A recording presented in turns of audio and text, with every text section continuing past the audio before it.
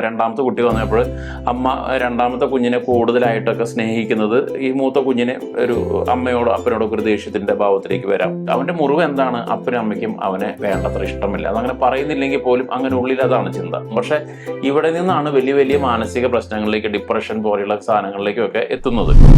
Welcome to Marian Ayurveda.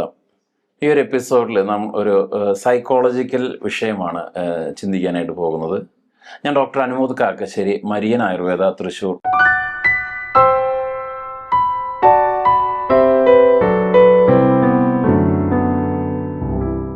ഈ അടുത്ത കാലത്ത് പല പാരൻസും എന്നോട്, നമുക്ക് പാരൻറ്റിങ് ക്ലാസ്സുകളൊക്കെ എടുക്കുമ്പോൾ എന്നോട് ചോദിച്ചിട്ടുള്ളൊരു കാര്യമാണ്, മക്കൾക്ക് 2-3 പേരുണ്ട്, അതിൽ ഒരാൾക്ക് മാത്രം അവർ ഉമ്മ വയ്ക്കുന്നത് ഇഷ്ടമല്ല. ഉമ്മ വയ്ക്കാൻ ചെല്ലുമ്പോൾ വേണ്ട, എന്നെ ഉമ്മ വയ്ക്കണ്ട എന്ന് പറയും.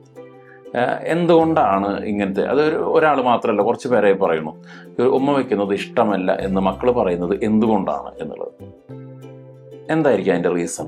അപ്പം ഇതിൻ്റെ ഒരു പ്രധാനപ്പെട്ട റീസൺ എന്ന് പറയുന്നത് ഇവരെ ചൈൽഡ്ഹുഡിലോ എവിടെയെങ്കിലും ഒക്കെ വന്നിട്ടുള്ള മുറിവുകളാണ്. അമ്മയും മക്കളും അല്ലെങ്കിൽ അപ്പനും മക്കളും തമ്മിൽ വന്നിട്ടുള്ള ഒരു ആന്തരിക മുറിവ് എന്നൊക്കെ നോക്കുക, അല്ലെങ്കിൽ ഒരു അവർ തമ്മിലുണ്ടായിട്ടുള്ള ഒരു മെൻ്റൽ ട്രോമയിൽ നിന്നാണ് ഇതൊക്കെ ഡെവലപ്പ് ചെയ്തിട്ടുണ്ടാവുക. അത് ഇവർക്ക് പേരൻസിന് ചിലപ്പോൾ ഓർമ്മയുണ്ടാവില്ല. പക്ഷേ ഈ കുട്ടിയിൽ ചിലപ്പോൾ അത് വലിയ കാരണങ്ങളൊന്നും ആവണമെന്നില്ല. ചിലപ്പോൾ ഈ കുഞ്ഞായിരിക്കുമ്പോൾ അമ്മ ജോലിക്ക് പോയി, അപ്പോൾ അമ്മയോട് കുഞ്ഞിനുണ്ടാകുന്ന ഒരു ദേഷ്യമോ ഒക്കെ ആയിരിക്കാം ഇതിനൊരിക്കൽ ലീഡ് ചെയ്തിട്ടുണ്ടാവുക. അപ്പോൾ അതിൻ്റെ കാരണങ്ങളിലേക്ക് നമുക്ക് ചകഞ്ഞു പോയാൽ ഇങ്ങനെ എവിടെയെങ്കിലുമൊക്കെ കിട്ടുമായിരിക്കാം. ചിലപ്പോൾ മൂത്ത കുട്ടിക്ക് ആയിരിക്കാം വിഷമം ഉണ്ടാവുക. രണ്ടാമത്തെ കുട്ടി വന്നപ്പോൾ അമ്മ രണ്ടാമത്തെ കുഞ്ഞിനെ കൂടുതലായിട്ടൊക്കെ സ്നേഹിക്കുന്നത് ഈ മൂത്ത കുഞ്ഞിനെ ഒരു അമ്മയോടോ അപ്പനോടൊക്കെ ഒരു ദേഷ്യത്തിൻ്റെ ഭാവത്തിലേക്ക് വരാം.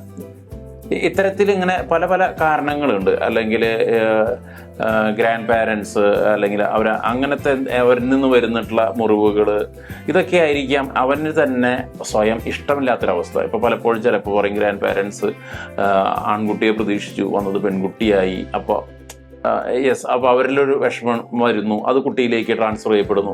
അങ്ങനെയും ആ വ്യക്തിത്വത്തെ, ആ പറയുന്ന വ്യക്തിത്വത്തോട്, ആ കുട്ടിക്ക് ആ വ്യക്തിത്വത്തോട് തന്നെ ഇഷ്ടപ്പെടാൻ സാധിക്കുന്നില്ല. അവർക്ക് അവരുടെ ഒരു ആന്തരിക വ്യക്തിത്വത്തോടുണ്ടാകുന്ന ഒരു വെറുപ്പോ അല്ലെങ്കിൽ ഒരു സ്നേഹക്കുറവൊക്കെയാണ് ഇതിലേക്ക് കാരണമായിട്ട് വരുന്നത്. അപ്പോൾ പാരൻസ് എന്നുള്ള ലെവലിൽ നാം എന്താണ് ചെയ്യേണ്ടത്?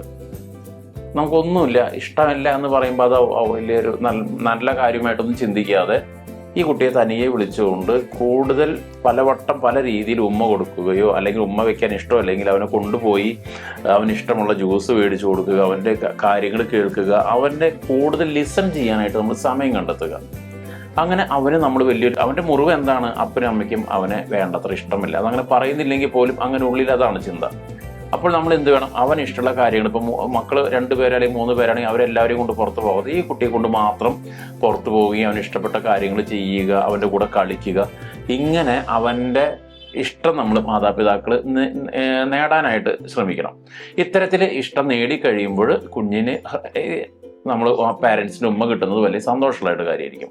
നമ്മൾ ആദ്യം ഉറപ്പിക്കേണ്ട ഒരു കാര്യം, ഒരു കുഞ്ഞുങ്ങളെ സംബന്ധിച്ച് അപ്പനമ്മമാരെ ഉമ്മ ലഭിക്കുക എന്ന് പറയുന്നത് വളരെ സന്തോഷം നൽകുന്ന ഒരു കാര്യമാണ്.